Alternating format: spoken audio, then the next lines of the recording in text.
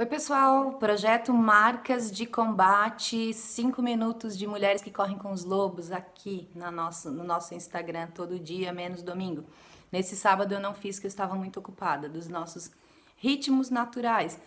Uma outra hora a gente vai conversar sobre isso. Mas vamos continuar falando do Barba Azul, que é o que a história que a gente está destrinchando, a metáfora e a simbologia por trás dela. Mas antes, eu quero só lembrar para vocês que o nome Marcas de Combate tem a ver com os eventos que acontecem ao longo da nossa vida que deixam marcas em nós, que deixam cicatrizes.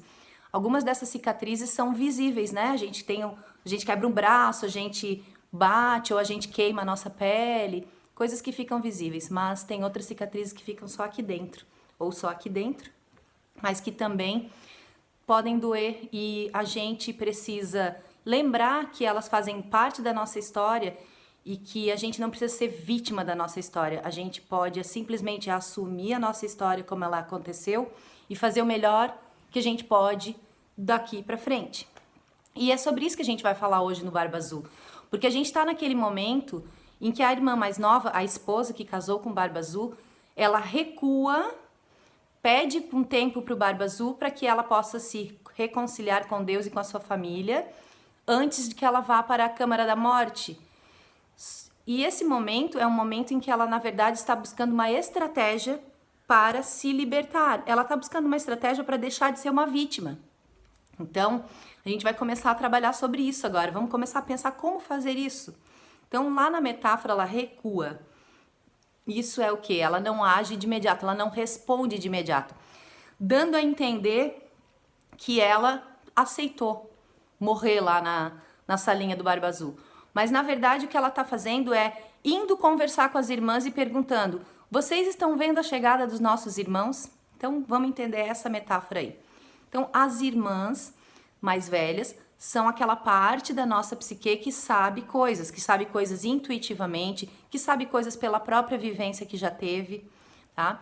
Então, quando a gente faz as perguntas, a gente identifica alguns predadores internos, alguns pensamentos que nós temos a respeito de nós mesmos que não são legais, que nos atrapalham, que nos impedem de avançar na vida, certo? E aí, o que a gente precisa fazer é neutralizar esse tipo de pensamento predatório.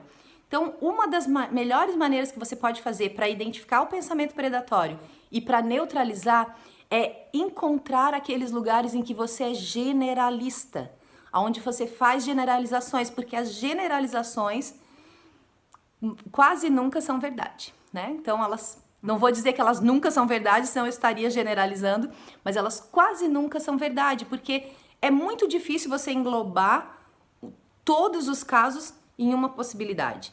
Então, quando a gente generaliza, normalmente a gente está sendo predatório. A gente está eliminando uma série de outras possibilidades. Então, como é que a gente vai fazer isso? A gente vai identificar o pensamento generalista e transformar ele num pensamento especialista. Essa é uma das ótimas maneiras para começar a eliminar a voz predatória interna. Então, por exemplo, se você pensa assim: nossa, eu sou louca mesmo, eu sempre faço tudo errado. Pensamento generalista.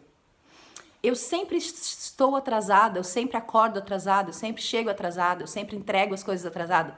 Pensamento generalista. Ai, essas coisas sempre acontecem comigo, sempre tem alguém querendo me passar para trás, sempre tem um acidente, eu sou muito azarada. Pensamento generalista, tudo voz predatória interna. Como é que a gente sai dessa voz predatória para uma voz que não te impede de seguir, que não te coloca mais numa posição de vítima? Eu, às vezes. Então você vai transformar o pensamento no especialista, de preferência observando a realidade. Então, não é que você sempre faz tudo errado. É que você é humana e que de vez em quando você erra. Mas é de vez em quando, não é sempre. Tira a generalização. Não é que você sempre entrega seus projetos atrasados. Aconteceu no caso A, no caso B e no caso C, de você entregar um projeto atrasado. Mas no caso do D ao Z, você entregou no prazo. Ou teve até algum que você entregou adiantado.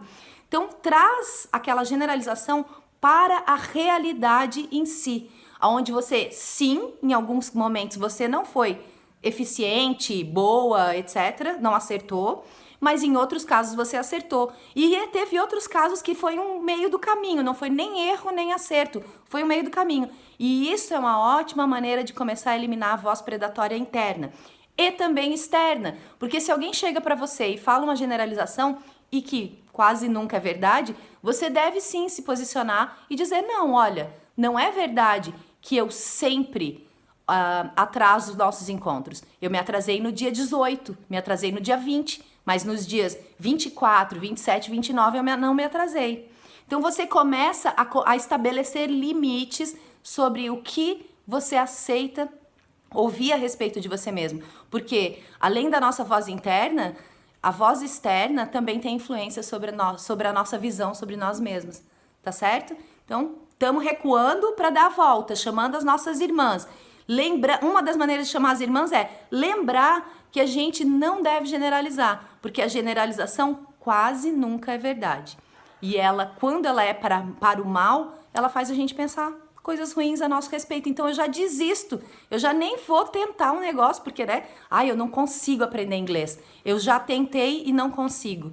Generalização. Fique atento a esse tipo de pensamento. Abraço, gente. Até amanhã.